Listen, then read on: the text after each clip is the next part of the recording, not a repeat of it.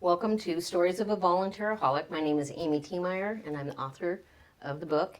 And I am here today with Hap, as I like to call him. And we're going to talk about volunteering, but I was really looking forward to my conversation with Hap because he is a young man. We discovered that he's about the age of one of my kids. And he volunteers in fraternal organizations. Can you share what organizations you're with? Yeah, so I primarily spend most of my time with the Freemasons, is who I deal with. The Masonic Lodge down in Tenino is my home lodge, and that eats up a pretty substantial amount of volunteerism time with different events. Well, and I just thought that was so remarkable that a young person was getting involved in a fraternal organization. And I like that, because I believe that we need help everywhere with everything, basically. And when we model good behaviors and we do things together, I just think that's the secret sauce of life. So, what brought you to think, oh, fraternal organization, that's going to be my niche? Well, myself, like many other Masons, I'm a military veteran, and we're not all veterans, but a pretty substantial portion of us are. And the reason we are is we get out of service and we miss that camaraderie. We miss we miss someone having our six. We miss someone being able to talk to, shared experiences. Because so often we get our DD 214 and we just kind of just try to reintegrate into life, and it's you're different, and not in a better or a worse way. You're just, it's different, and being able to talk to other people with shared experiences, and they understand the acronyms and they understand the inside jokes and the things like that. So that was the first thing that joined me to it. Plus, I have an uncle that was in it, and he had mentioned it several times, and it was intriguing. So I did some of my own research and found that they do a pretty substantial amount of good here in the States and globally, and just decided to go for it. So walked into a lodge one day and petitioned, and here we are. Very cool. All right, so what is your favorite thing that you do in the lodge?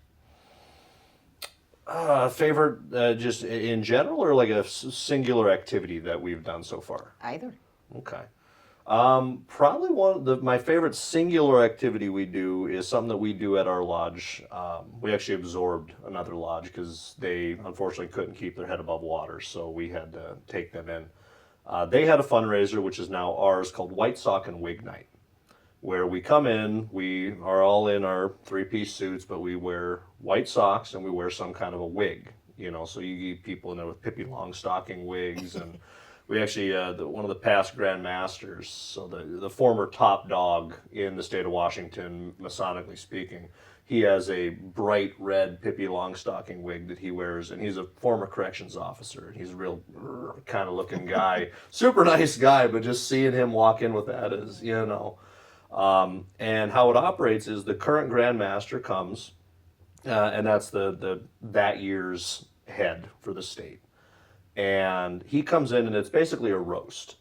So the deacons walk around with big money bags, and he's like, okay, everyone that's not wearing a lapel pin, put $1 in the bag, things like that. Or if you're from east of the Mississippi, put it in the bag, or stuff like that. And you go through, and 100% of the proceeds go to charity. And this one specifically, when it originated, went to buy clothing for needy children down in the Eveline School District. And now that we've taken over, we're expanding out the area that we're taking care of. But yeah, that's what we do. We take the kids to a clothing store, and we tell them, okay, for the guys, okay, let's get a couple pairs of jeans, let's get a pair of slacks, let's get a pair of shoes, we get them the full Monty for the school year. Very cool. That is a really neat. That sounds like a lot of fun. It is. White socks and wigs. It originated because at the lodge that it started off as, the name is slipping my mind right now, but there was a gentleman who always wore a tuxedo. Most of us don't wear tuxedos. We just wear a suit. But he wore a full tuxedo, but he only wore white socks. And he got, the master of the lodge was pretty consistently talking to him about it. Because there's no official dress code, but it's, hey buddy, come on. And so years later went by and they started up this fundraiser. And it's like, well, what do we do to make it special? What do we have people do? And I was like, what if we make them wear white socks like so-and-so used to do? And they're like, yeah. And so it just kind of rolled with that. And years later, the wigs got incorporated because somebody showed up wearing a wig just to be silly. And then the master fined everyone that wasn't wearing a wig. And so then now it's white sock and wig night. I think that sounds amazing, like I said. And I think that's probably why your lodge, right? Mm-hmm. Your lodge still has their head above water. Because if you do things that are fun, that builds sustainability and different things like that. So, way to go. Now, with fraternal organizations, and I know this is in a lot of old, and we know this because we both volunteer or are part of veteran service organizations that are just really struggling for membership and struggling specifically for the younger generation. What do you think, or do you think there's anything broken with how you guys recruit? So we don't recruit. That's actually the first and foremost rule with what we do is there's a common saying, to be one, ask one. You'll see license plates, those are like to be one, ask one, like all anagrammed out. And that's kind of one of the deals because part of being a Mason is you have to come of your own free will and accord. No one can coerce you into doing it. There is zero recruiting effort that happens. So it's a purely voluntary organization. At no point should a Mason ever come and say, hey, you need to come with me. That is just not how we operate. I guess I wasn't seeing it as like a directive as much as, hey, I'm doing these really great things. Okay, I'm understanding, yeah. I think you might really enjoy being a Mason too. Do you want to go with me? So that to me is what recruiting is. Right, I got not you. necessarily... well, and even that is... You start getting into that gray area with what we are and what we are not allowed to do. Because it kind of derives back to the biblical verse, knock and you shall enter. And you can't force someone to knock, and you can't invite someone to knock. They have to want to do it. Now, whether or not I agree with that, it's not really my place to say. I do firmly believe that were we to get out in the community more and just show who we are, which a lot of lodges are starting to do, which is good because we have had dwindling membership. We are trying to do more and more things publicly because there was a time in American history when the Freemasons were incredibly public. We were in multiple parades, we were in ceremonies and things like that at City Hall and at the state level and everything. And then we kind of went the other way with it. And over the last 50 years, we've gone from, I was just looking at the graph here the other day, in the 50s and 60s, we were at over 6 million members. Now we're just under 1 million in the States. So we've gone down considerably. Different things have been changed. You may have seen commercials online where it actually is to be one, ask one, has the Freemason website on it and things like that. So they are now switching kind of how we do things. But historically, yeah, we couldn't, for years we've been kind of locked down. That's interesting. Do you think being out in community, it would just solve itself? I do. I really think that we're more people to just get, there are some lodges that are better than others at that. It's just plain and simple that they have a younger membership base that has the energy, tenacity, and ability to get out there and do things. And those lodges we see, their membership is doing well. But you get some older lodges where in the state of Washington, the average age of a master mason is, I believe, 68 point something years old. It's almost 70. They're not organizing 5Ks. They're not organizing these things out in the community because they're very much in the older mindset of, well, they'll come to us.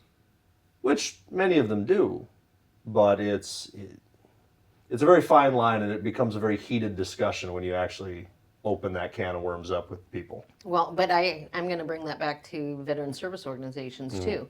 They want the younger generation to step up and get involved and volunteer versus going out. I feel so almost the same, but like I wanted my AUSA members, which is the Association of the U.S. Army, back when I used to be a big volunteer with them, to go out and be a part of things. Like we would do a tire flip for charity. So you have same almost demographic. I can't remember what the average age was older. Might have been in the 50s for AUSA, but for the Air Force Association, it was definitely like 68. And they would go, oh my God, a tire, like a 250-pound tire, that's, like, I can't feel my feet, Amy. I don't know how I'm going to do this. And I'm like, but here's the sauce. If you come out as a Vietnam veteran or as, just an old veteran person, the young guys that are at the gym will help you. And how beautiful is that to work together? And so if we're doing this thing to raise money for our scholarship program or something like that, that's part of it. But I never felt like the older people were like, I'm not going to do that. And I'm like, oh, but if you did. Right.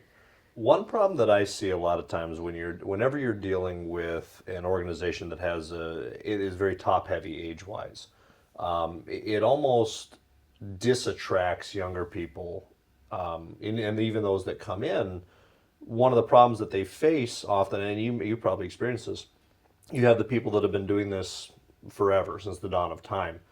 They do not want to change. They do not want to adapt and integrate to do things that would attract younger people, streamlining things, simplifying things, or just change in general.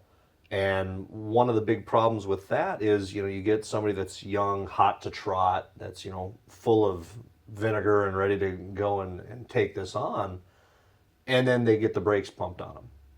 Oh, slow down. We gotta wait. This is how we do it. We gotta do these 9 steps first. Like, okay, well, we could cut out 5 of those. No. This is how we've always done it. Okay, we don't have to. And then me as a younger person, I can play the game. I can play ball, and I focus and just get through it. But there are a lot of guys I know that can't. They get frustrated. They feel like they're having the reins pulled on them too hard, and they say, "Oh, to heck with this. I'm done." Right, and I agree with that 100%. And I wonder how to ensure that someday we don't become that person.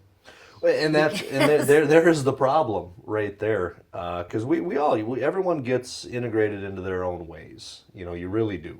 I think a part is just starting young. Like, just learn to adapt when you're younger and stick with it. Well, and I think, maybe not taking as much accountability for success. There's a good another book, maybe not as good as mine, but no, it's called Anyways. And it's written by Kent Keith, I believe.